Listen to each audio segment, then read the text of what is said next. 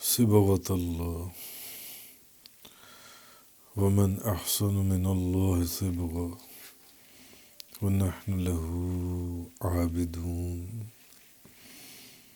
آج سورۃ البقرہ کی آیت نمبر 138 کا بیان ہے اور اس سے آگے صبغۃ اللہ،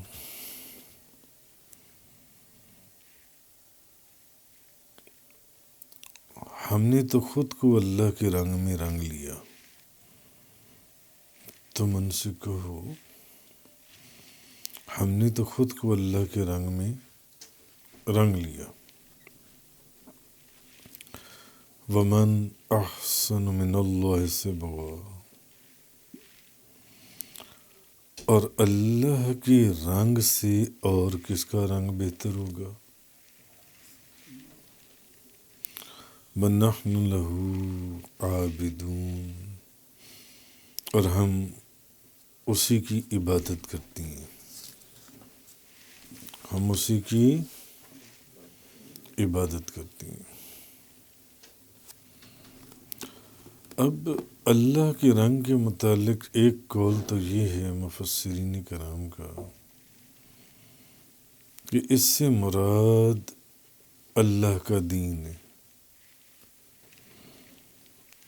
اللہ کا دین، اور اس کی وجہ یہ ہے کہ یہاں پر یہ کیوں فرمایا گیا؟ بعض عیسائی جو ہیں اور بعض روایتوں میں یہودی بھی اپنے بچوں کو پیلے رنگ میں رنگتے تھے۔ بعض عیسائی اور یہودی اپنے بچوں کو پیلے رنگ میں رنگتے تھے اور کہتے تھے کہ یہ پاک ہے۔ پیلے رنگ سے رنگ دینے سے چیز پاک ہو گئی، ہم پاک ہو گئے۔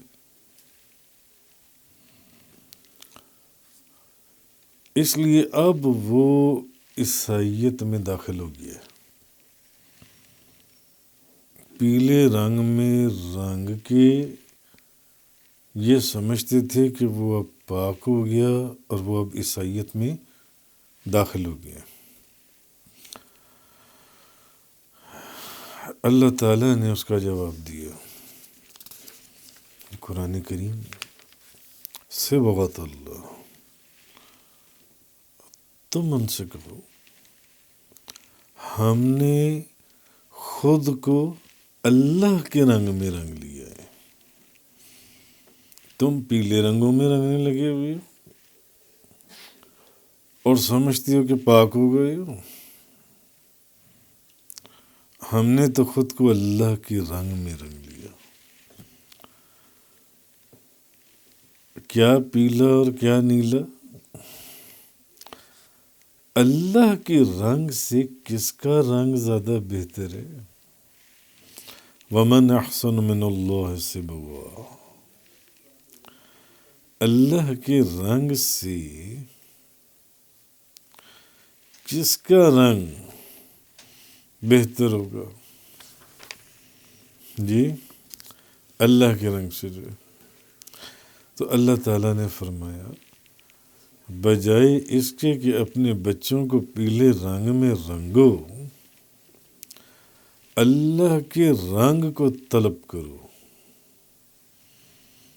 کس رنگ کو طلب کرو؟ اللہ کے رنگ کو۔ اور اللہ کا رنگ کیا ہے؟ دین اسلام، صبغۃ اللہ۔ ان سے کہہ دیجئے کہ ہم نے خود کو اللہ کے رنگ میں رنگ لیا۔ وَمَنْ أَحْسَنُ مِنَ اللَّهِ صِبْغًا، اور اللہ کے رنگ سے اور کس کا رنگ بہتر ہوگا؟ وَنَحْنُ لَهُ عَابِدُونَ، اور ہم اسی کی عبادت کرتے ہیں، بس ہم اس کی عبادت کرتے ہیں۔ قُلْ أَتُحَاجُّونَنَا فِي اللَّهِ وَهُوَ رَبُّنَا وَرَبُّكُمْ، آپ کہیے کیا تم اللہ کے متعلق ہم سے بحث کرتے ہو حالانکہ وہ ہمارا رب ہے اور تمہارا بھی رب ہے؟ وَلَنَا أَعْمَالُنَا وَلَكُمْ أَعْمَالُكُمْ، اور ہمارے لیے ہمارے اعمال ہیں اور تمہارے لیے تمہارے اعمال۔ وَنَحْنُ لَهُ مُخْلِصُونَ، اور ہم اسی کے ساتھ مخلص ہیں، ہم اس کے ساتھ مخلص ہیں۔ تم بھی مخلص بننے کی کوشش کرو۔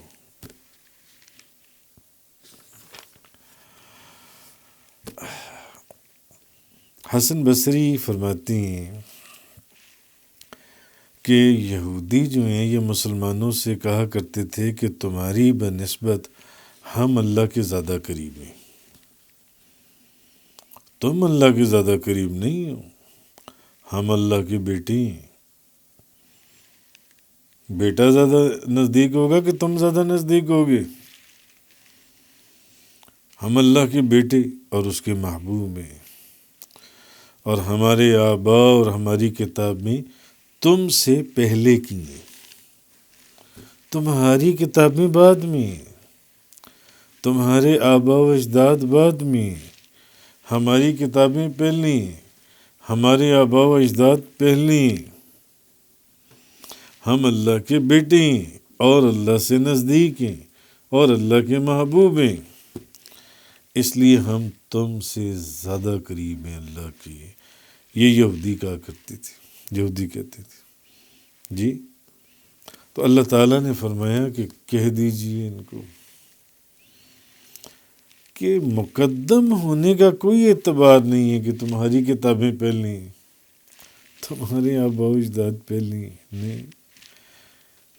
پہلے اور بعد کی کیا رٹ تم نے لگائی ہوئی ہے؟ پہلے اور بعد کی تو بات ہی نہیں ہے۔ اعتبار تو صرف عمل کا ہے کہ عمل کس کا ٹھیک ہے، عمل کس کا صحیح ہے، اور اس عمل کا اعتبار ہے عمل بھی وہ ہو جس میں اخلاص ہو، صرف دکھاوے کا عمل نہ ہو کہ دکھا دیا کہ جناب، اور اندر اخلاص نہ ہو، تو ایسا 2 نمبر عمل بھی نہیں چاہیے۔ تو اس کا جواب اللہ تبارک و تعالیٰ نے فرمایا جن سے، حضرت خواجہ جنید بغدادی نے فرمایا اخلاص کیا ہے، اخلاص کیا ہے؟ وَنَحْنُ لَهُ مُخْلِصُونَ، اور ہم اسی کے ساتھ مخلص ہیں جی۔ یعنی تم اللہ کے متعلق ہم سے بحث کرتی ہو کہ وہ حالانکہ وہ ہمارا رب ہے اور تمہارا بھی رب ہے۔ کل ہم یہ تفسیر میں پڑھ آئے کہ یہ اپنے نبیوں اور اپنی کتابوں کو تو مانتے تھے مگر ادھر انکار کرتے تھے نبی کریم صلی اللہ علیہ وسلم کا، اور نبی کریم صلی اللہ علیہ وسلم کو فرماتے تھے کہ اگر ہدایت چاہیے تو یہودی ہو جائیں۔ عیسائی کہتے تھے اگر ہدایت چاہیے تو اے محمد صلی اللہ علیہ وسلم آپ عیسائی ہو جائیں۔ کل ہم نے اس کی ساری تفسیر پڑھی تھی تفصیل سے، تو اس کا جواب آگے ابھی چل رہا ہے۔ آپ کہیے کیا تم اللہ کے متعلق ہم سے بحث کرتے ہو؟ مگر نبی کریم صلی اللہ علیہ وسلم اور ان کی امت کی شان یہ ہے کہ یہ نہیں کہ ہم صرف نبی کریم صلی اللہ علیہ وسلم کو مانتے ہیں، ہم ان نبیوں پر بھی ایمان لاتے ہیں جو آپ سے پہلے تشریف لائے۔ یہ نہیں کہ صرف ہمارے ہی نبی سچے، ہمارے تو نبی ہیں ہی سچے، اور اس سے پہلے جو نبی ہیں ہم ان کا معاذ اللہ انکار کر دیں؟ نہیں۔ ہمارے شایان شان، ہماری اس امت کی شان یہ نہیں ہے نبی کریم صلی اللہ علیہ وسلم کی۔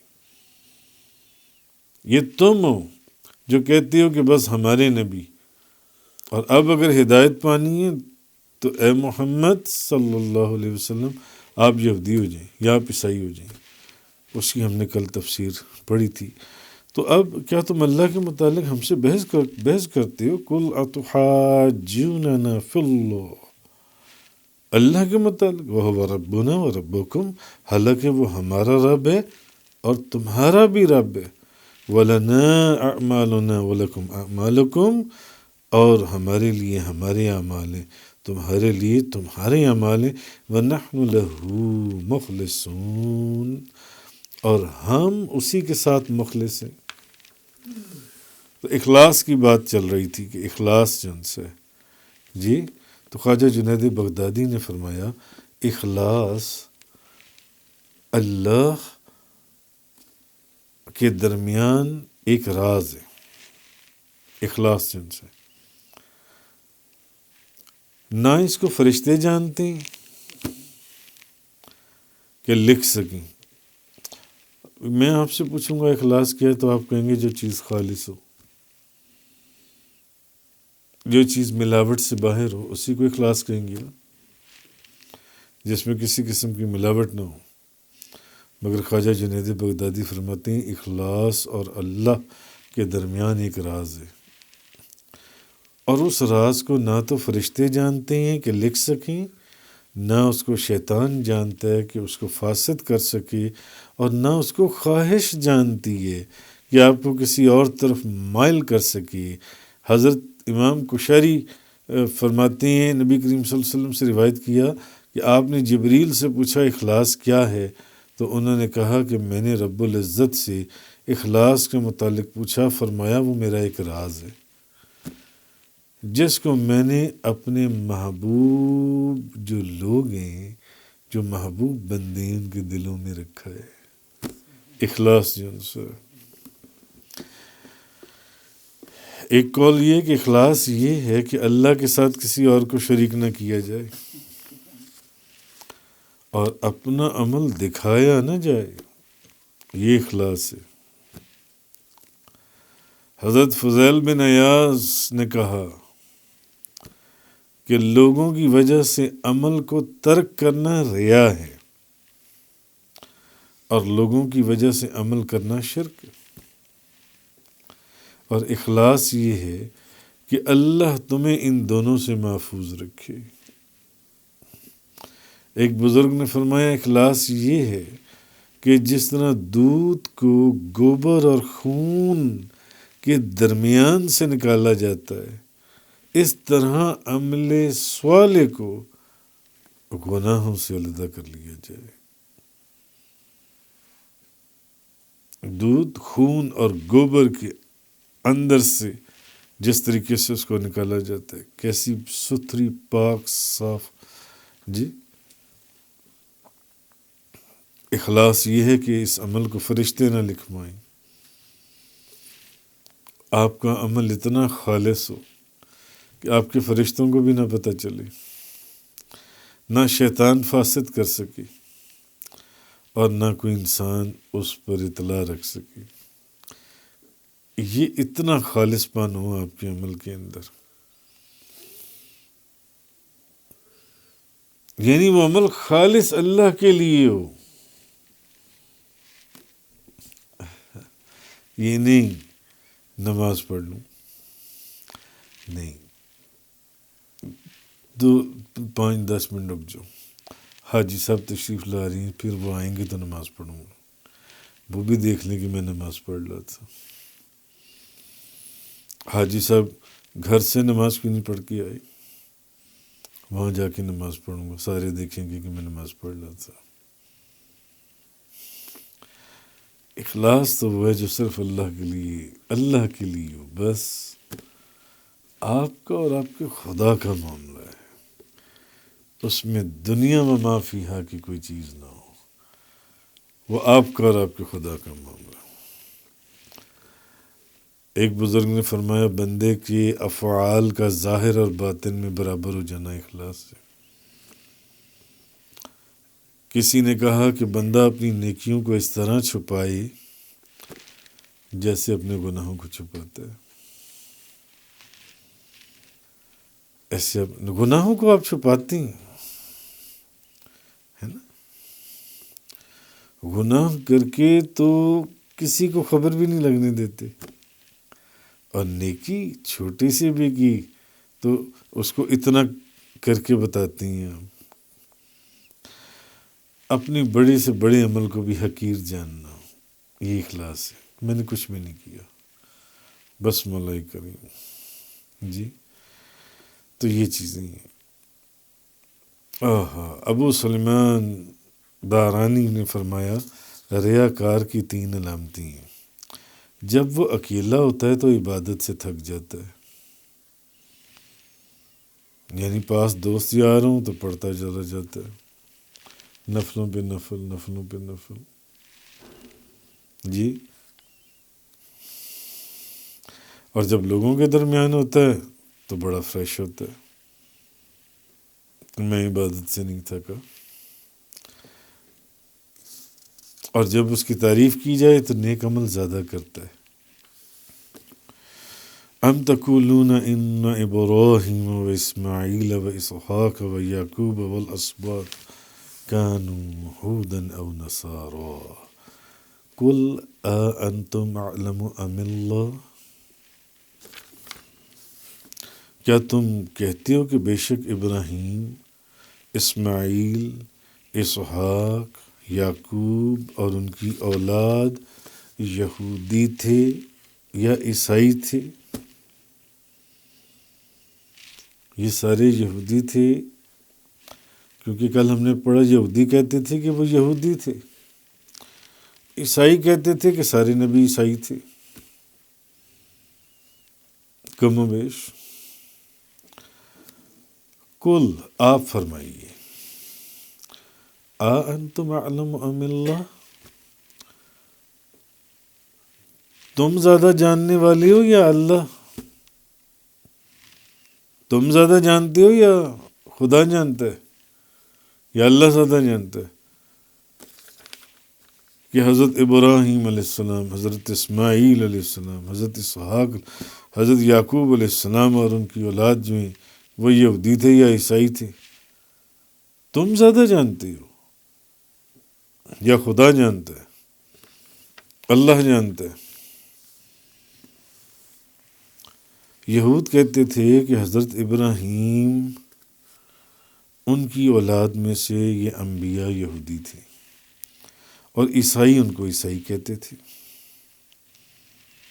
ابراہیم اور ان کی اولاد میں سے یہ جو انبیاء تھے یہ یہودی تھے، اور عیسائی ان کو عیسائی کہتے تھے۔ اللہ تعالیٰ نے اس آیت میں ان کا رد فرمایا، اور یہ بات بالکل واضح ہے کہ حضرت ابراہیم تو موحد تھے، اس طرح ان کی اولاد میں سے یہ انبیاء بھی موحد تھے۔ اور حضرت ابراہیم اور حضرت یعقوب علیہ السلام نے وفات سے پہلے، یہ ہم پیچھے پڑھائیں ہیں کل پرسوں کی تفسیر کے اندر، اپنے بیٹوں سے توحید پر قائم رہنے کا وعدہ لیا تھا۔ ایک خدا کو مانتے رہو گے، ایک خدا کی عبادت، جیسا کہ ہم پچھلی چند آیات میں پیچھے پڑھے ہم نے۔ ہاں، یہودی جو تھے یہ مشرک ہو چکے تھے، کیونکہ یہ حضرت عزیر کو خدا کا بیٹا کہتے تھے، اور عیسائی جو ہیں یہ بھی شرک کرنا شروع ہو چکے ہوئے تھے، یہ حضرت عیسیٰ علیہ السلام کو خدا کا بیٹا کہتے تھے، کہ حضرت عیسیٰ علیہ السلام خدا کے بیٹے ہیں، یہود حضرت عزیر کو خدا کا بیٹا کہتے تھے۔ اس لیے یہود اور عیسائیوں کا حضرت ابراہیم اور ان انبیاء کو اپنے دین پر کہنا بالکل غلط تھا۔ دونوں غلط باتیں کر رہے تھے کہ وہ یہودی تھے اور وہ عیسائی تھے، ایسا نہیں۔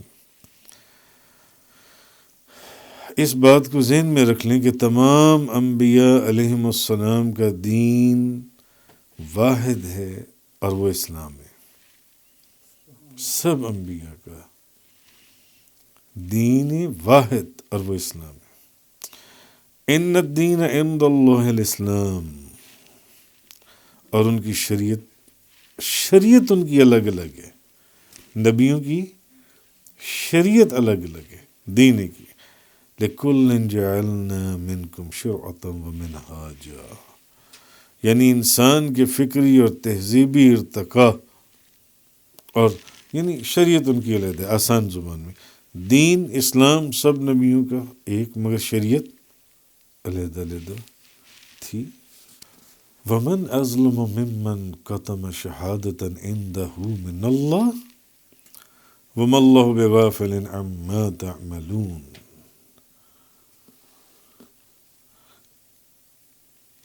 اس سے زیادہ ظالم اور کون ہوگا جس نے اس شہادت کو چھپایا جو اس کے پاس اللہ کی طرف سے ہے، اور اللہ تمہارے کاموں سے غافل نہیں ہے۔ اس سے زیادہ ظالم شخص کون ہوگا کہ جو اللہ کی طرف سے ایک شہادت اور گواہی ہے وہ اس کو چھپا دے، اس پر پردہ ڈال دے۔ اب اس کے متعلق ایک تو بات یہ کہی جاتی ہے کہ یہودیوں اور عیسائیوں کو یہ علم تھا کہ حضرت ابراہیم اور ان کی اولاد میں یہ انبیاء یہودی نہیں ہیں، اور عیسائیوں کو بھی یہ علم تھا کہ ابراہیم علیہ السلام اور ان کی اولاد میں جو انبیاء آئے وہ عیسائی نہیں ہیں، مگر یہ حق کے اوپر پردہ ڈالتے تھے۔ اس علم کے ہونے کے باوجود انہوں نے اس علم کو چھپایا، اس چیز کو جاننے کے باوجود وہ اس کے اوپر پردہ ڈال گئے۔ یہودی کہنے لگے ابراہیم علیہ السلام اور ان کی اولاد یہودی ہے، اور عیسائی کہنے لگے کہ ابراہیم علیہ السلام اور ان کی اولاد عیسائی ہے، جبکہ یہودی جانتے تھے کہ وہ یہودی نہیں، اور عیسائی جانتے تھے کہ وہ عیسائی نہیں، اور وہ اس کو چھپاتے تھے۔ اس کی طرف اللہ پاک نے اشارہ فرمایا وَمَنْ أَظْلَمُ مِمَّنْ كَتَمَ شَهَادَةً عِنْدَهُ مِنَ اللَّهِ وَمَا اللَّهُ بِغَافِلٍ عَمَّا تَعْمَلُونَ، اور اس سے زیادہ کون ظالم ہوگا جس نے اس شہادت کو چھپایا جو ان کے پاس اللہ کی طرف سے ہے، اور اللہ تمہارے کاموں سے غافل نہیں ہے۔ اچھا، دوسرا یہ تھا، ایک قول یہ بھی ہے کہ ان کی کتابوں میں ہو سکتا ہے اس شہادت کا اشارہ اس طرف ہو کہ ان کی کتابوں کے اندر یہودیوں کی اور عیسائیوں کی، ان کی کتابوں میں تاجدار دو جہاں نبی پاک صلی اللہ علیہ وسلم کی نبوت پر شہادت موجود تھی۔ ان کی اپنی کتابوں میں حضور نبی پاک صلی اللہ علیہ وسلم کی نبوت پر شہادت موجود تھی، لیکن انہوں نے اس کو چھپایا۔ وہ حضور کو پہچانتے تھے کہ یہی آخری نبی ہیں، یہی نبیوں کے سردار ہیں، مگر پھر بھی وہ اس پر پردہ ڈال گئے اور جھوٹ بولنے لگ گئے، بلکہ الٹا مخالفت کے اوپر آ گئے کہ نہیں، ابراہیم علیہ السلام اور ان کی اولاد میں جو نبی تھے وہ یہودی تھے، اور عیسائی کہ نہیں، ابراہیم علیہ السلام اور ان کی اولاد میں جو نبی تھے وہ عیسائی تھے۔ تو پہلی بات تو یہ، وہ جانتے تھے کہ وہ انبیاء جو ہیں نہ یہودی تھے نہ عیسائی تھے، اس بات کو چھپایا، اور یا انہوں نے اس بات کو بھی چھپایا کہ ان کی اپنی کتابوں کے اندر حضور نبی پاک صلی اللہ علیہ وسلم کی نبوت پر شہادت موجود تھی۔ وہ نبی کریم صلی اللہ علیہ وسلم کو پہچانتے تھے کہ یہ آخری نبی ہیں، یہ نبیوں کے سردار ہیں، یہ نبیوں کو ختم کرنے والے ہیں، مگر پھر بھی انہوں نے حضور نبی کریم صلی اللہ علیہ وسلم کا انکار کر دیا۔ جی، وہ پہچانتے تھے۔ مثلا آپ نے کسی کتابیں پڑھی ہوں گی، اس میں جیسے کہ ورقہ بن نوفل نے حضور کی نبوت کی تصدیق کی۔ قرآن مجید میں یعرفونہ کما یعرفون ابناءہم، وہ اس نبی کو اس طرح پہچانتے ہیں جس طرح وہ اپنے بیٹوں کو پہچانتے ہیں. جھوٹ بولتے ہیں، جھوٹ بولتے ہیں. وہ پہچانتے ہیں نبی کریم صلی اللہ علیہ وسلم کو کہ یہی حق کے ساتھ آخری نبی ہیں جو ان کو بھیجا گیا، جو نبیوں کے سردار ہیں. وہ پہچانتے ہیں حضور نبی کریم صلی اللہ علیہ وسلم کو، حضور کو پہچانتے ہیں. تو اس شہادت کا ذکر آ رہا ہے کہ ومن ازلم ممن کتم شہادۃ عنده من اللہ وما اللہ بغافل عما تعملون. اور اس سے زیادہ کون ظالم ہوگا جس نے اس شہادت کو چھپایا جو اس کے پاس اللہ کی طرف سے ہے، اور اللہ تمہارے کاموں سے غافل نہیں ہے. تلک امۃ قد خلت، وہ ایک امت ہے جو گزر چکی ہے. جی، لہا ما کسبت وَلَكُمْ مَا كَسَبْتُمْ، اس نے جو کام کیے اس کے لیے ان کا بدلہ ہے، اور تم نے جو کام کیے تمہارے لیے ان کا بدلہ ہے.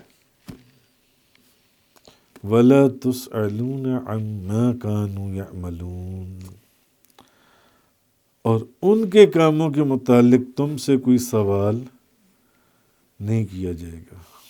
جی، جو کام انہوں نے کیے ان کا بدلہ ہے، ان کا بدلہ ان کے ساتھ ہے، اور تم نے جو کام کیے تمہارے لیے ان کا بدلہ ہے.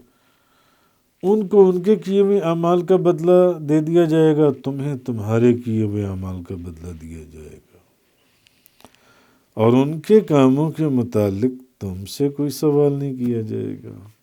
تم نے اپنے ہی اعمال کے سوالوں کو جواب دینا ہے.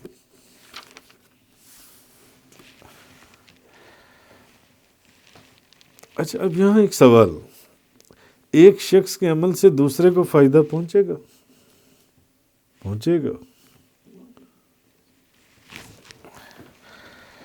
یعنی ہر شخص کو پہنچے گا یا نہیں پہنچے گا، ہمیں اس کو سمجھنا ہے نا.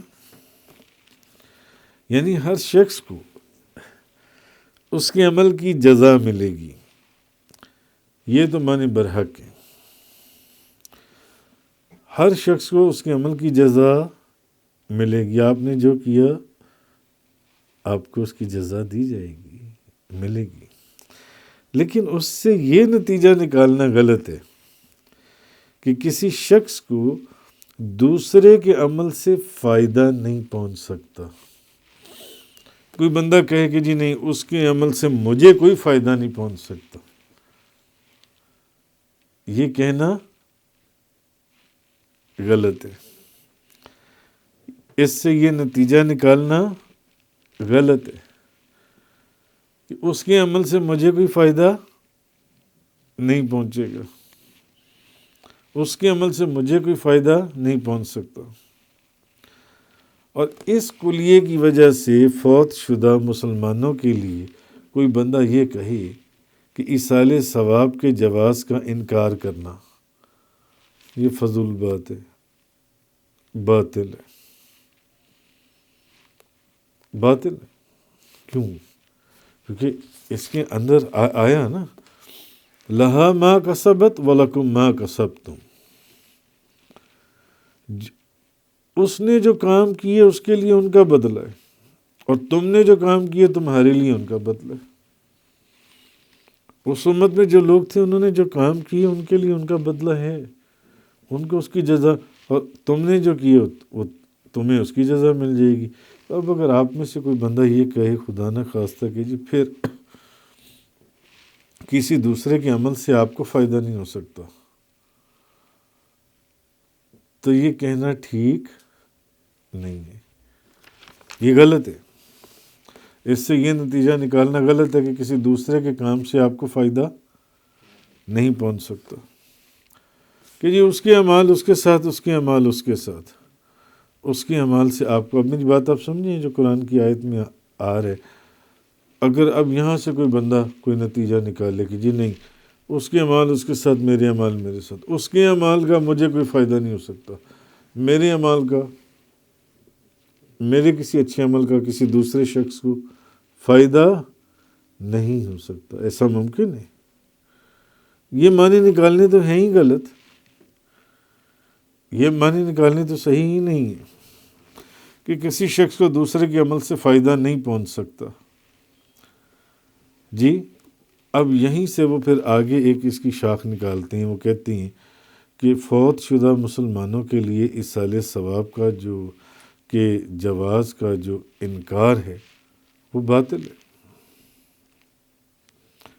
جب ایسا ہے تو پھر اگر آپ کسی مرنے والے کے لیے دعا کریں گے تو آپ کی دعا سے اس کو کیسے فائدہ ہو سکتا ہے؟ نہیں ہو سکتا، مگر یہ تو نظریہ ہی غلط ہے، یہ تو سوچ ہی غلط ہے، یہ تو نتیجہ نکالنا ہی غلط ہے۔ اچھا وہاں پر وہ قرآن کریم کی ایک آیت کا بھی اگر حوالہ دے دیں، لیس للانسان الا ما سعی، انسان کے لیے صرف اس کی کوشش کا اجر ہے، انسان کے لیے صرف اس کی کوشش کا اجر ہے انسان کے لیے، اور ایصال ثواب میں تو دوسرے کے عمل سے فائدہ پہنچتا ہے۔ بھی قرآن کریم کے اندر تو یہ آ رہا ہے کہ انسان کے لیے صرف اس کی کوشش کا اجر ہے، صرف اس کی کوشش کا اجر ہے، اور ایصال ثواب میں کسی دوسرے کے عمل سے فائدہ پہنچتا ہے۔ آپ نے کسی کے لیے قرآن کریم پڑھا، وہ قرآن اس کی روح کو بخش دیا آپ نے، کوئی اوراد و وظائف پڑھے، کلمہ شریف پڑھا، پہلا کلمہ، دوسرا کلمہ، تیسرا کلمہ، درود شریف، قرآن، ذکر اذکار آپ نے پڑھ کر اس کی روح کو ایصال ثواب کر دیا۔ اگلا بندہ آپ کو کہہ رہا ہے لیس للانسان الا ما سعی، انسان کے لیے تو صرف وہ ہے، یہ صرف اسی کی کوشش کا اجر ہے، کسی دوسرے کی کوشش جو ہے وہ اس کو فائدہ نہیں پہنچا سکتی، اور وہ آپ کے سامنے قرآن کی یہ آیت بھی رکھ دے، پھر آپ کیا کریں گے؟ تو اس سے یہ نتیجہ نکلتا ہے نا بظاہر کہ کسی دوسرے کی کوشش سے کسی کو فائدہ نہیں ہوتا، اور یہ نتیجہ تو غلط ہے، یہ نتیجہ اخذ کرنا غلط ہے۔ قرآن اور حدیث کی اور بے شمار دلائل کی روشنی میں جن سے یہ نتیجہ اس سے اخذ کرنا جن سے۔ اچھا پہلی وجہ تو یہ ہے، آپ بھی دیکھیے کہ حضرت ابن عباس رضی اللہ تعالیٰ عنہما نے فرمایا کہ یہ آیت دوسری آیت سے منسوخ ہو چکی ہے۔ یہ آیت جو سی نا کہ انسان کے لیے صرف اسی کی کوشش کا اجر ہے، کسی دوسرے کے عمل سے اس کو فائدہ نہیں پہنچے گا۔ وہ فرماتے ہیں پہلی بات تو یہ کہ یہ آیت ہی منسوخ ہو چکی ہے، اور اس کی جگہ والذین آمنوا واتبعتہم ذریتہم بإیمان الحقنا بہم ذریتہم وما التناہم من عملہم من شیء، اور وہ لوگ جو ایمان لائے اور ان کی اولاد نے ایمان میں ان کی پیروی کی، ان کی اولاد کو ہم ان کے ساتھ ملا دیں گے اور ان کے عمل میں کسی قسم کی کمی نہیں کریں گے۔ پہلی بات تو وہ یہ کہتے ہیں کہ یہ وہ آیت ہی جو سی نا منسوخ ہو گئی۔ اچھا دوسرا جواب یہ ہے کہ حضرت اکرمہ نے فرمایا کہ اس آیت سے پہلے صحف ابراہیم اور حضرت موسیٰ علیہ السلام وغیرہ کا ذکر ہے، اس لیے یہ حکم ان کی امتوں کے لیے خاص تھا۔ تو رہی یہ امت تو اس کو اپنی کوشش اور سعی کا اجر بھی ملے گا، اور جو اس کے لیے سعی کریں گے اس کا اجر بھی ملے گا، یہ جو امت ہے اس امت کو۔ اور پھر ایک جواب یہ بھی ہے کہ اس آیت میں انسان سے انہوں نے جو فرمایا نا کہ اگر ہم اس کو مان لیں تو پھر اس سے مراد کافر ہیں، کافروں کو صرف ان کی اپنی کوشش کا اجر ملتا ہے، اور وہ بھی صرف دنیا میں، آخرت میں ان کے لیے کوئی چیز نہیں ہے کافروں کے لیے۔ اب آپ سمجھیے اس آیت کی کئی مختلف انداز میں جو جسٹیفیکیشنز اور کلیریفیکیشنز تھیں وہ بیان ہو گئیں جو ان سے.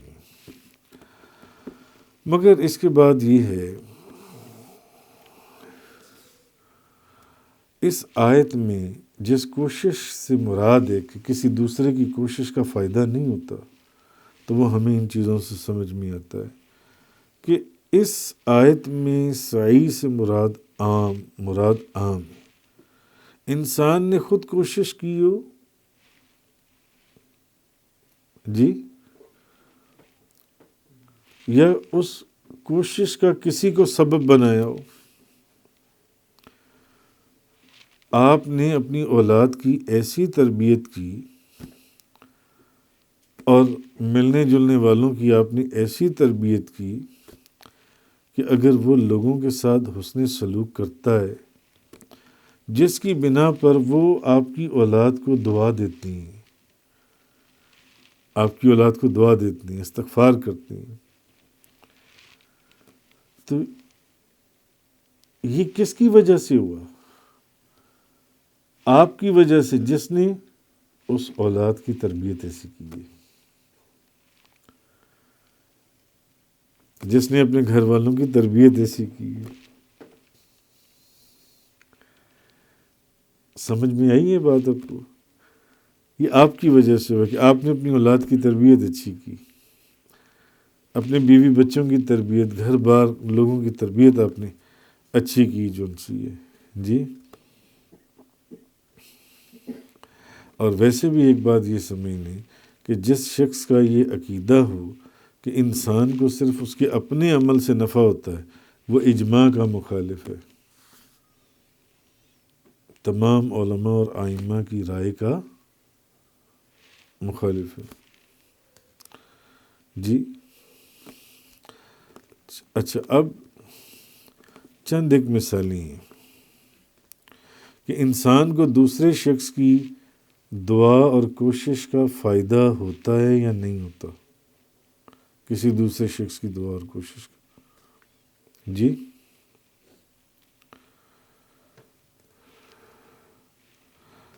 نبی کریم صلی اللہ علیہ وسلم میدان محشر میں پہلے حساب کے لیے شفاعت فرمائیں گے، حساب کتاب کے لیے. پھر جنت میں داخلے کے لیے شفاعت فرمائیں گے جی. اچھا، آپ کی شفاعت قبول ہوگی حساب کتاب میں بھی اور داخلے میں بھی، تو آپ کے عمل سے دوسروں کو فائدہ پہنچا یا نہیں پہنچا؟ تو معلوم کیا ہوا کہ کسی دوسرے کے عمل سے آپ کو فائدہ پہنچتا ہے، کسی دوسرے کی دعا سے، اس کی عمل سے آپ کو فائدہ پہنچتا ہے. اچھا، مرتکب کبیرہ جو گناہ کبیرہ کے جو مرتکب لوگ ہیں، وہ بھی آپ کی شفاعت سے نکالے جائیں گے، وہ بھی آپ کی شفاعت سے، نبی کریم صلی اللہ علیہ وسلم کی شفاعت سے نکالے جائیں گے. یہ دلائل سے موجود ہے نا، ہمیں معلوم ہے. تو کسی دوسرے کے عمل سے فائدہ ہوا یا نہیں ہوا؟ فائدہ ہوا. اچھا، فرشتے زمین والوں کے لیے دعا اور استغفار کرتے ہیں، اس کا فائدہ زمین والوں کو ہوتا ہے یا نہیں ہوتا؟ جواب خود اس کے اندر موجود ہے.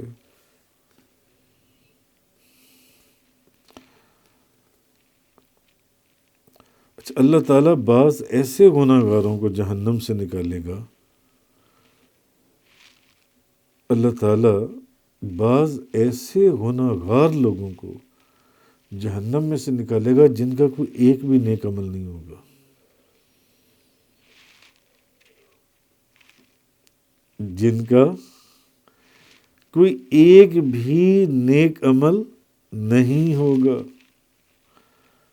اللہ ان کو بھی نکال دے گا. تو وہ جو کہتے ہیں کہ نہیں صرف اپنی کوشش سے ہی تو یہاں کون سی اپنی کوشش تھی؟ پھر بھی فائدہ ہوا کہ نہیں ہوا؟ فائدہ ہوا۔ اسی طرح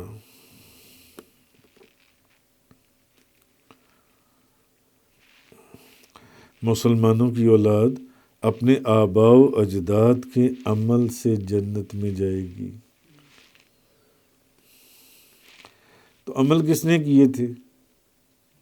آباء و اجداد نے، ان کی نے کیا، اور اولاد کی وجہ سے آباء و اجداد بھی جنت میں جائیں گے، بے شمار حدیث ہیں جی۔ کون سی اپنی محنت تھی؟ جون سی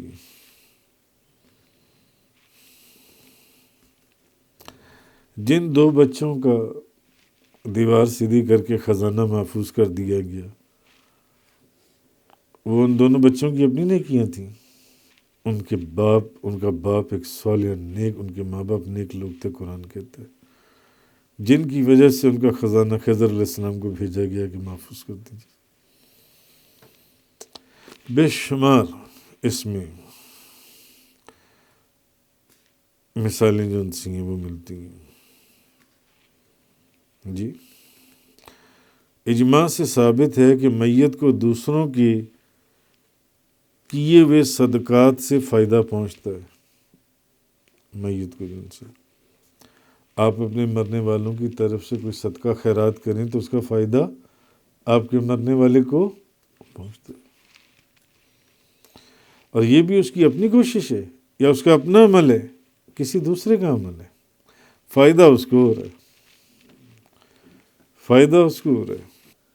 اسی طرح نبی کریم صلی اللہ علیہ وسلم نے ایک مقروض کی نماز جنازہ نہیں پڑھی۔ اس نے قرضہ دینا تھا کسی کا، آپ نے اس کی نماز جنازہ نہیں پڑھی، پڑھانے سے انکار کر دیا۔ حضرت ابو قتادہ نے اس کا قرض ادا کر دیا، اس کا قرض ادا، تو آپ نے نماز پڑھا دی۔ تو کیا اس کے اپنے عمل نے اس کو فائدہ دیا؟ بے شمار مثالیں میرے خیال میں نے آپ کو سمجھا دی کہ جو لوگ کہتے ہیں کہ نہیں، انسان کے لیے صرف اس کی اپنی کوشش کا اجر ہے۔ بعض مفسرین نے تو کہا کہ یہ آیت ہی منسوخ ہو گئی دوسری آیت سے، بعض نے کہا کہ اس سے مراد کافر ہیں جن کو صرف ان کا اپنا عمل کام فائدہ دیتا ہے، اور وہ بھی صرف دنیا کی حد تک۔ اس سے مراد مسلمان نہیں ہے۔ مسلمانوں کو دوسروں کی کوشش سے کیا ہوا عمل بھی جو ہے وہ ان کو فائدہ دیتا ہے، ان کو فائدہ پہنچاتا ہے۔ تو تلک امۃ قد خلت لها ما کسبت ولکم ما کسبتم ولا تسألون عما كانوا يعملون۔ وہ ایک امت ہے جو گزر چکی ہے، جس نے جو کام کیے ان کے لیے ان کا بدلہ ہے، اور تم نے جو کام کیے تمہارے لیے ان کا بدلہ ہے۔ ولا تسألون عما كانوا يعملون، اور ان کے کاموں کے متعلق تم سے کوئی سوال نہیں کیا جائے گا۔ تفسیر قرآن کا یہ لیکچر انگلش میں سننے کے لیے براہ کرم ڈسکرپشن میں موجود لنک پر کلک کریں۔